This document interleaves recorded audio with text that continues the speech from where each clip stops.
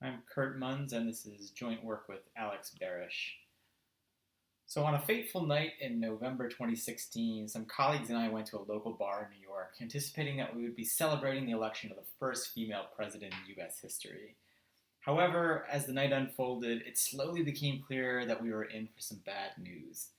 As each state's results were announced, it became evident that our preferred candidate would lose the election. We learned the bad news slowly as the evening unfolded. In contrast, one of our colleagues was an expat living in Europe. Due to the time differences, he went to sleep early in the evening for the East Coast time. He learned about the results of the election all at once when he woke in the morning. So for him, the news came very quickly. In this research, we aim to investigate this type of phenomenon more deeply. Do people prefer to learn bad news slowly, as we did in New York, or do they prefer to lose quickly, as our expat colleague did? Does this preference differ for winning? And news about losing can come to consumers in many forms beyond elections. So, for example, sports. Would you prefer your team to lose a 7-game series in Game 7 or earlier in the series? Of course, what you prefer in sports and other games may differ from what you would prefer in other contexts. However, the research I'm going to present today is very much in an early stage, so we're going to focus on these contexts.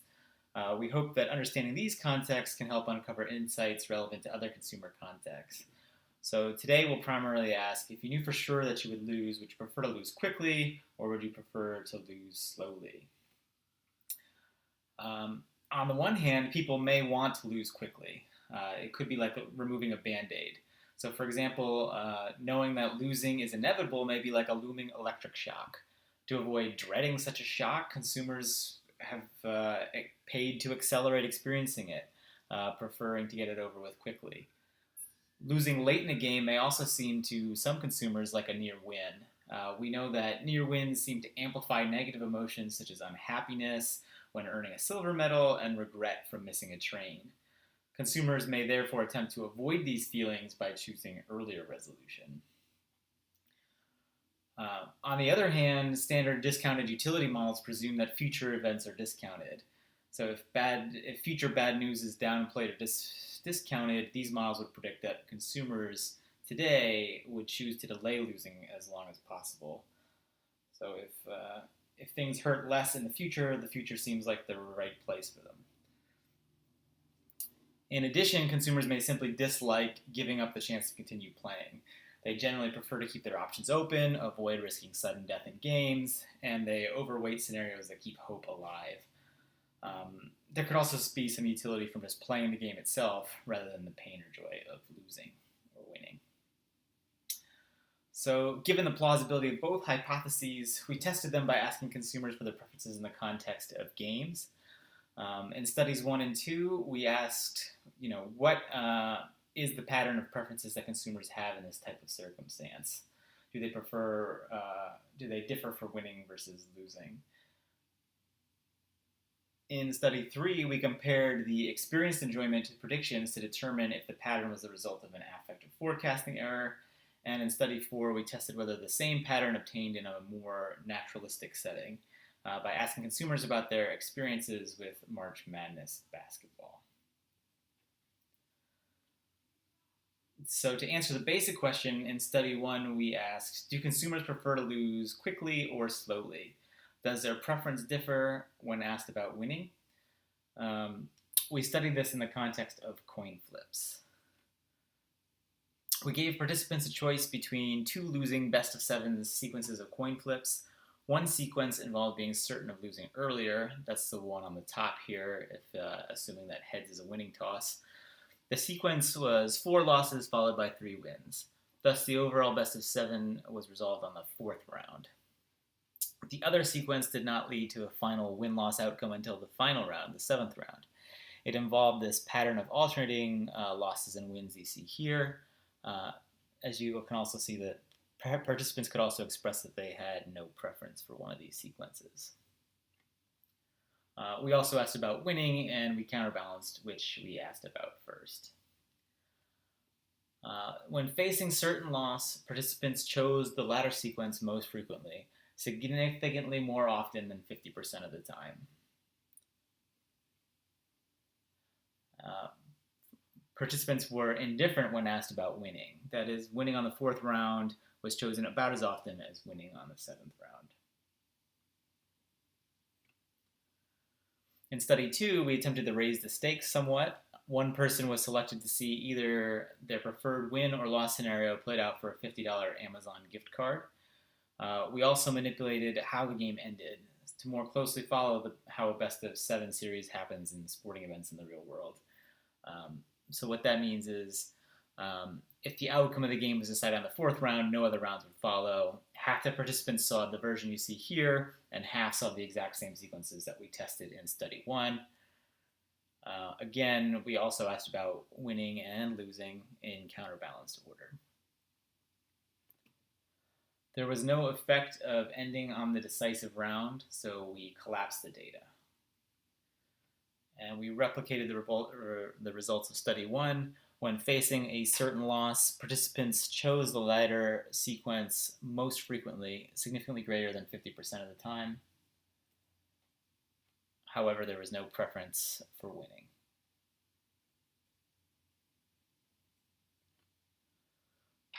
So to recap, studies 1 and 2 demonstrated that when facing a certain loss in a best of 7 series, participants preferred to lose on the 7th round more often than on the 4th. The purpose of study 3 was to determine if this is an affective forecasting error.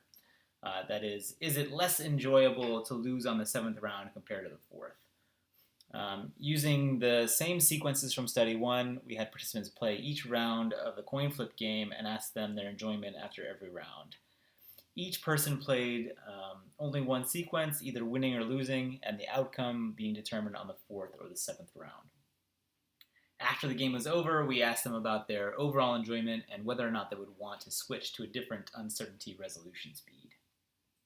I'll talk about a little bit more about that in a minute. So first, we present the results for the sum of all 7 enjoyment measures taken after each round. So each round used a 9-point scale. This is the sum of each of those 9-point scales after each round. Not surprisingly, winning was more enjoyable than losing. However, this was qualified by a significant interaction. Losing was significantly more enjoyable on the 7th round compared to the 4th. For winning, the opposite pattern emerged.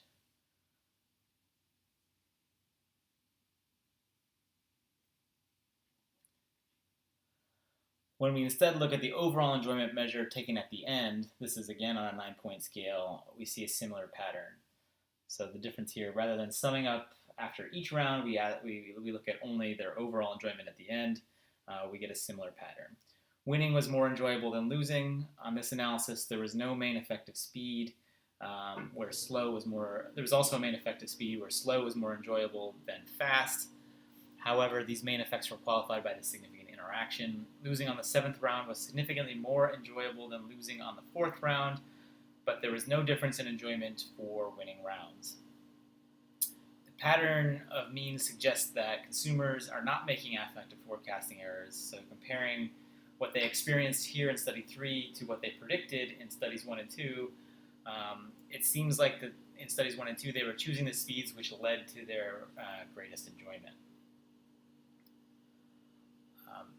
Finally, we asked whether or not participants would want to switch to the other speed. So what that means is if a participant lost on the 7th round this time, we asked his or her preference if they were to play again. So given the outcome would be a loss, would they want to switch to learning the overall outcome on the 4th round? So to read this graph, 28% here means that 28% of those participants who lost on the 4th round said they would want to switch to losing on the 7th round.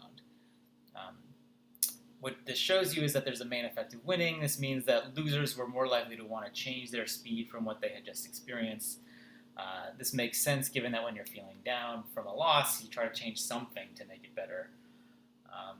There is also a main effect of speed. Those who experienced slow outcomes were more likely to want to switch. This implies that playing the game led to changes in preference to favor earlier resolution, regardless of the outcome. It suggests that experiencing uncertainty led to preferences for earlier uncertainty resolution next time. One really interesting finding in this study is that it seems consumers were not making affective forecasting errors in studies 1 and 2 like we just described, but actually playing the game seemed to cause them to make one for next time. So it's an interesting case where people aren't making affective forecasting errors, but then actually experiencing the thing that they're predicting causes them to make affective forecasting errors. We wanted to see if this replicated in a more naturalistic setting, so for study 4 we examined March Madness basketball. We asked participants about a particular game of their choosing, so in the first round of March Madness, we asked them if their favorite team would lose at about which time in the game they would want to know for sure the outcome. So college basketball games are 40 minutes long, so we had them indicate the time in the game on a slider scale from 0 to 40 minutes. We also asked about winning in counterbalanced order. Replicating studies 1 through 3, we found that the participants preferred to know for sure that their team would lose later in the game compared to winning. Next, we had the same participants come back after the game had been played to answer questions about a hypothetical rematch. So what I am showing on screen here, the results do not attempt to control for the outcome of the actual game. Replicating study 3, we find a main effect of time. This seems to suggest that experience in the game led to preferences for earlier uncertainty resolution. In the first round, the vast majority of outcomes went in favor of the favored team. So if we do try to control for outcomes, if we look at only of the winners and add other outcome covariates, the results hold and the p-values looked a bit stronger. In the context of games, we tested coin flips in basketball games here. People preferred to lose later than earlier. Tentatively, experiencing uncertainty seemed to cause people to desire earlier uncertainty resolution. The current work applies most directly to consumption decisions in the context of spoilers. So now that you know the results, do you want to experience it? However, in most circumstances in life, if you don't know the win-loss outcome ahead of time, so in ongoing work, we're asking, how does the probability of an outcome affect these preferences? So how does the probability of winning affect consumers' choice to watch a sporting event, for example? At what point in the game, as the probability of winning changes throughout the game, do they tune out? Research by Buchel et al. Is relevant to this ongoing work.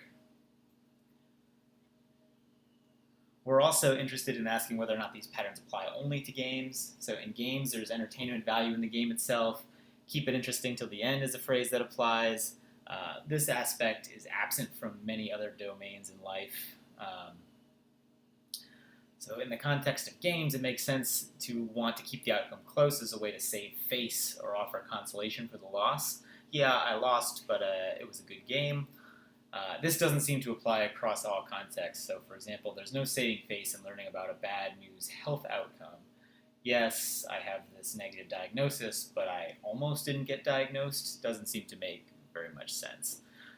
These contextual differences may help us understanding if this saving face is the mechanism driving the preferences for later loss, if it's different in these other domains.